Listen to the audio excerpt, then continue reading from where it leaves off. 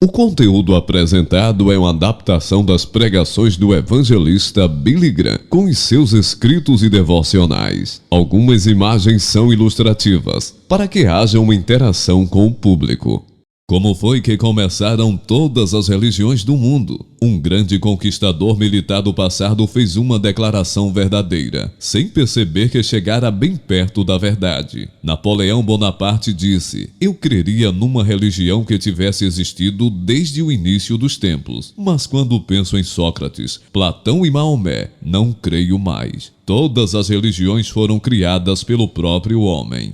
João Bunyan disse certa vez: "A religião é a melhor armadura que um homem pode ter, mas como manto seria o pior." Quando foi que o homem inventou esta confusão de religiões? Tudo começou com duas pessoas bem conhecidas. Deveríamos pensar que quando Adão e Eva tivessem filhos, eles teriam capacidade de instilar neles a importância de termos um relacionamento correto com Deus. No entanto, Caim quis fazer tudo à sua maneira. Ele aproximou-se do altar pela primeira vez com uma oferta do fruto da terra, tentando reaver o paraíso, rejeitando o plano de Deus para a redenção. Caim trouxe a Deus algo que ele havia cultivado, elementos distintivos de sua própria cultura. Hoje interpretamos a oferta de Caim como uma tentativa sua de obter a salvação pelas obras. Mas Deus nunca disse que poderíamos chegar ao céu através de nosso próprio esforço. Seu irmão Abel obedeceu a Deus e humildemente ofereceu as primícias de seu rebanho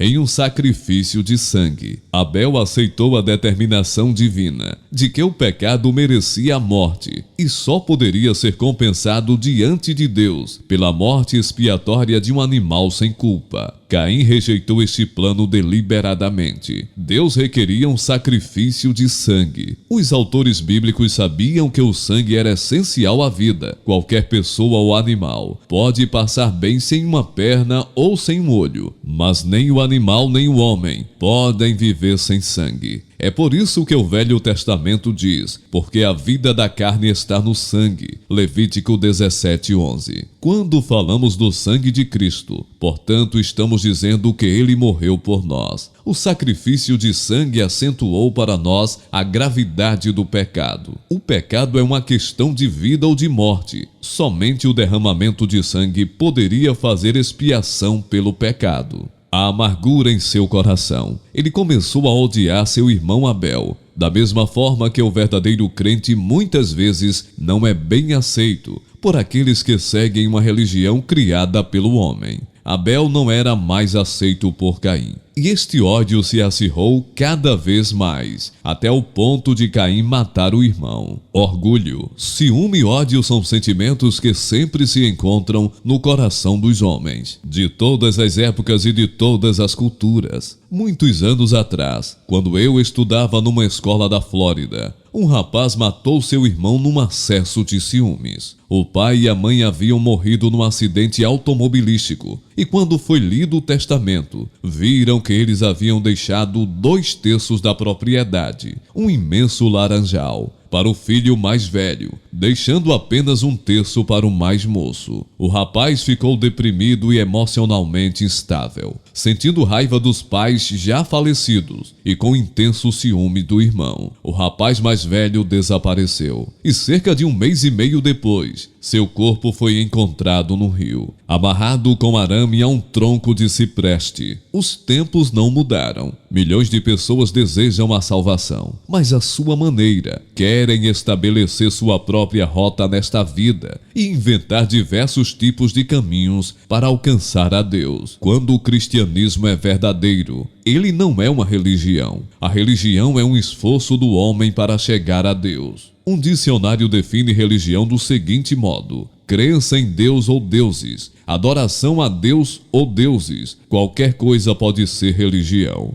Mas o verdadeiro cristianismo é um relacionamento pessoal entre Deus e o homem. O atual interesse pelo ocultismo e pelas religiões orientais é uma prova da eterna busca do homem para Deus. Não podemos fugir ao fato de que o homem é instintivamente religioso, mas Deus escolheu revelar-se a nós pela natureza, pela consciência, pelas Escrituras e através de Jesus Cristo. As Escrituras dizem que não existem desculpas para quem não conhece a Deus. Não é de se admirar que as pessoas digam com esta satisfação: não tenho religião, pois grandes injustiças e atos de extrema crueldade têm sido praticados em nome da religião. Na China, onde minha esposa viveu quando criança, muitas vezes as criancinhas que morriam antes da dentição eram atiradas aos cães para serem devoradas. As pessoas temiam que, se os espíritos maus percebessem que elas amavam seus filhos, viriam e lhes tirariam os outros. E dessa maneira rude, tentavam provar sua indiferença para com os filhos. A ideia que Ruth formou de religião foi de algo sombrio, sem alegria, por vezes cruel. Certa vez vi um homem na Índia deitado sobre um leito de pregos. Ele já estava ali havia muitos dias, sem comer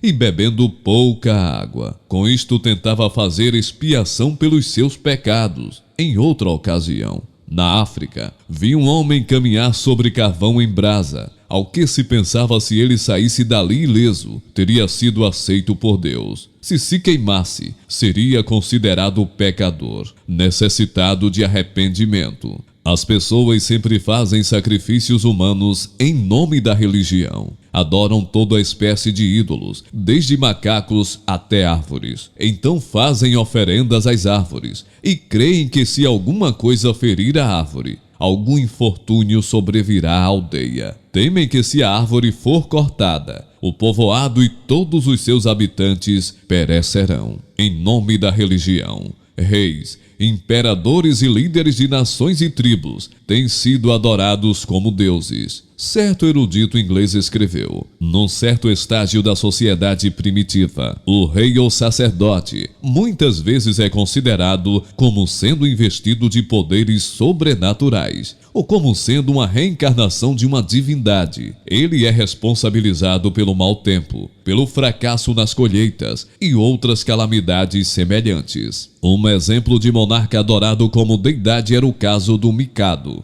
o imperador espiritual do Japão. Ele recebia em ato oficial o título de manifestação ou encarnação da divindade. Um relato antigo dizia o seguinte acerca do Mikado: era considerado para ele um ato vergonhoso e degradante tocar os pés no chão. Nada era retirado de seu corpo, nem seu cabelo, nem sua barba e nem suas unhas eram cortadas. Muitas pessoas desprezam a religião e concordam com certo professor de filosofia de uma famosa universidade americana, que escreveu: o termo religião foi posto em uso para identificar ao mesmo tempo seitas como judaísmo, cristianismo, maometismo, budismo, hinduísmo, taoísmo e confucionismo, bem assim como muitas outras ideologias irmãs, das quais algumas têm nomenclatura própria e outras não, mas todas suficientemente semelhante às 7 primeiras para serem agrupadas com elas. Será que realmente podemos incluir o cristianismo junto com as outras religiões do mundo? Desde os primórdios da criação, a religião natural foi introduzida na vivência humana como um substituto para o plano divino. O apóstolo Paulo descreve esse fenômeno em suas cartas aos Romanos, fazendo referências a imagens parecidas com pássaros, animais e serpentes, para ilustrar a religião criada pelo homem. Mas isso não descreve todas as formas dela. Hoje existem novas e inúmeras expressões religiosas mais sofisticadas, principalmente em certas universidades, mas todas elas brotam da mesma raiz: o homem buscando a Deus, consciente ou inconscientemente. Muitas pessoas costumam dizer: acho que sou cristão, ou tento viver como um cristão, mas não existe a possibilidade de achar ou tentar na vida cristã. Nem mesmo alguns de nossos intelectuais conseguiram entender esta verdade. A simplicidade do Evangelho está ao alcance tanto dos retardados mentais como dos gênios.